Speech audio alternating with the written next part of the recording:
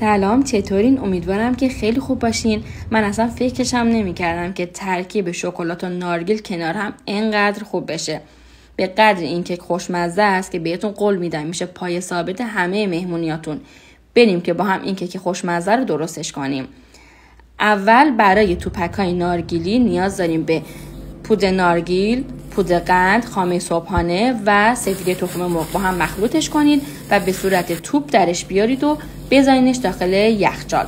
برای کیکش هم نیاز داریم به تخم مرغ و شکر و وانیل رو با دور تند همزن انقدر بزنید تا کرمی رنگ و کشدار بشه. بعد روغن مایه و شیر ولرم هم اضافه کنید و در حد مخلوط شدن بزنید. ترکیب کره و شکلات تلخ هم اضافه کنید و مواد خشک رو توی 3 مرحله روی مایع کیک علک کنید و با ویسک مخلوط کنید. نصف مایع کیک رو بریزین داخل قالب، از توپک‌ها بچینید و مابقی مایع کیک رو بریزین روش و بزنید داخل فر. بعد از اینکه از فر درش آوردین با گاناش به صورت ماسوره روش رو طرح ایجاد کنید. یادتون نره که این پست رو لایک و سیو کنید.